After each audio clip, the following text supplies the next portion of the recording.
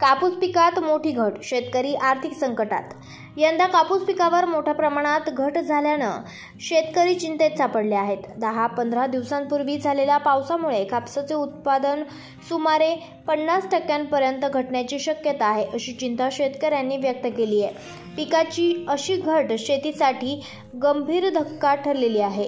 सध्या परिस्थितीत कापसाला प्रति क्विंटल केवळ 4 ते 5 हजार रुपये भाव मिळत असल्यानं शेतकऱ्यांचा आर्थिक गणित बिघडलेला आहे।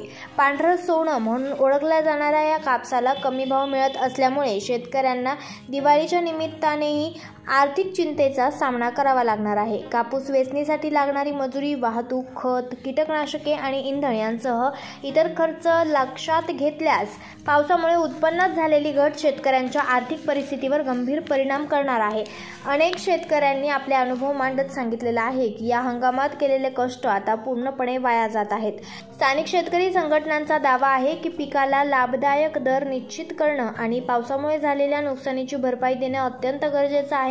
शेतकऱ्यांच्या आर्थिक हितासाठी प्रशासनाने त्वरित उपाययोजना कराव्यात, अशी मागणी त्यांनी केली आहे। कापूस पिकातील घट आणि भाव कमी मिळाल्यामुळे शेतकऱ्यांच्या हातातील परिस्थिती चिंताजनक बनली आहे। यंदा हंगाम संपेपर्यंत शेतकऱ्यांची आर्थिक परिस्थिती कशी सुधारते हे पाहणं महत्त्वाचं ठरेल। मी संदीप भरत पाटील।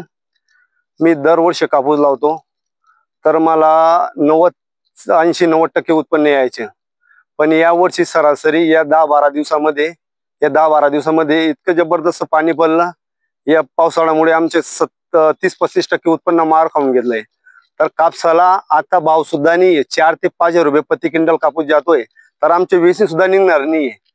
तर या माझी एकच अपेक्षा आहे सरकारकडनं की काहीतरी मदत करावी शासनाकडे, हीच आमची विनंती आहे। लोकनायक न्यूज।